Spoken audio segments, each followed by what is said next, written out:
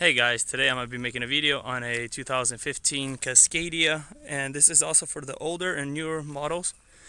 I have a water leak inside my interior and it's leaking whenever I run my AC. And let me show you what it looks like. So it would leak right here and go down the carpet, but it also leaks inside where I have water in my carpet. You can see it like built up in there.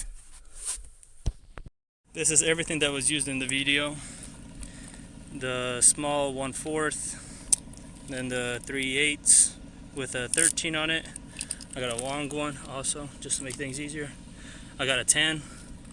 I got this swirl. You don't need it, but you just need at least a couple of extensions.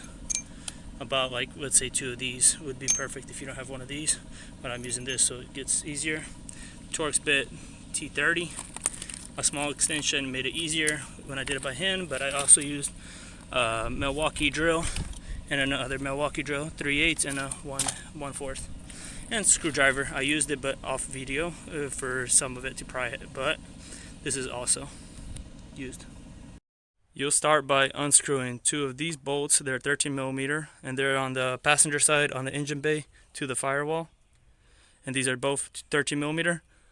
And when you're unscrewing it, you can hold it with pliers. You can see there's on the other side there's nuts holding it, and you'll unscrew those.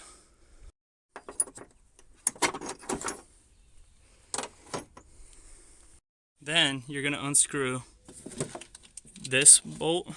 Mine's broken down here, but there's another one down here. You can't really see it, but mine's broken.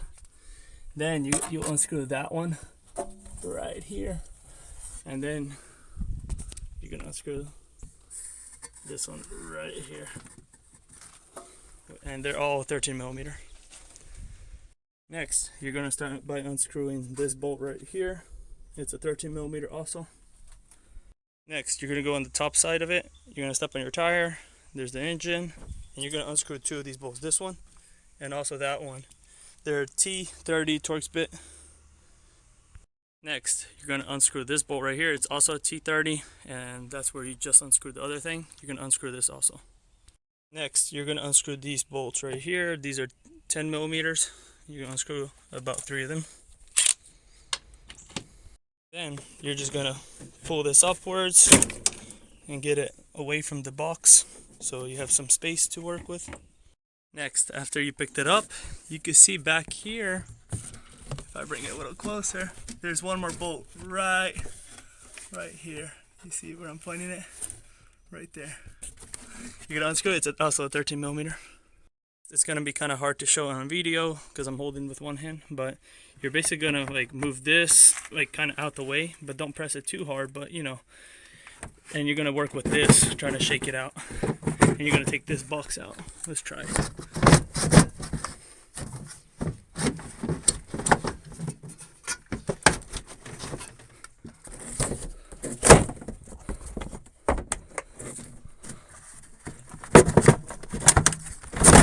There we go.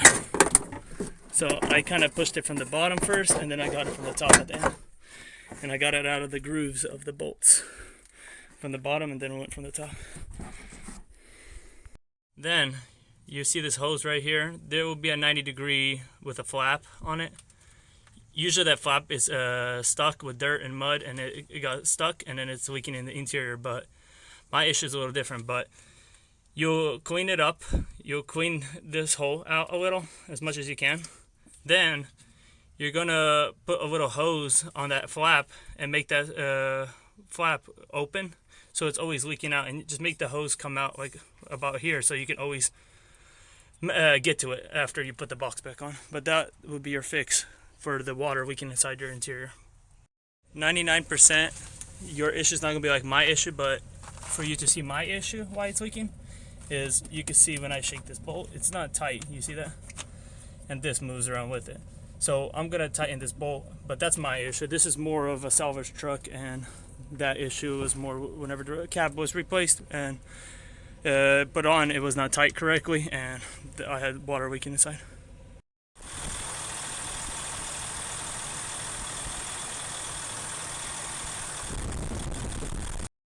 Now now on the floorboard it's not leaking over here, and it's outside it's leaking.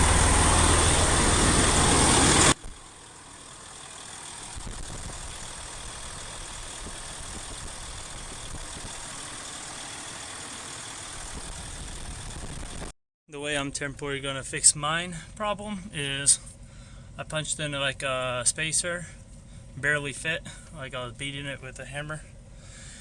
I drilled a hole right there, and then I'm gonna screw in a bolt. This is if you have the same issue as me, and I mean you don't want to buy another box with the bolts and all that on the inside. And then you just screw this in, and it ain't gonna go anywhere. And now it's going to keep it stiff so the water only comes out through here, not from the inside. Then you're going to put the box back in while you're pushing this slightly. Don't push it too hard because you're going to break the lines over there. And then you're just going to align the bolts. It's kind of hard to do it with two hands, but you're going to align all the bolts. Next, you're just going to put the bolts all in. This one, you'll also put the bottom one. I don't have it. Then you put the top one. And then you put that one and the top one. So you can put this through and align it.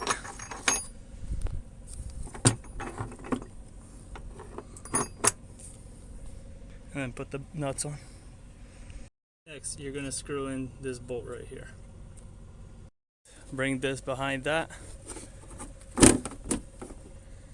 Next, you can put in these bolts. Just hand tighten them for now. And then you're going to hand tighten these, and then this one, and then at the end you're going to screw it in all the way. Then you can tighten them. Not too hard. If the video has helped you fix the leak in the interior, please leave a like and also subscribe, and also comment on what other videos you want me to make on this DD15. I'll be making more tutorial videos on these trucks. Thank you.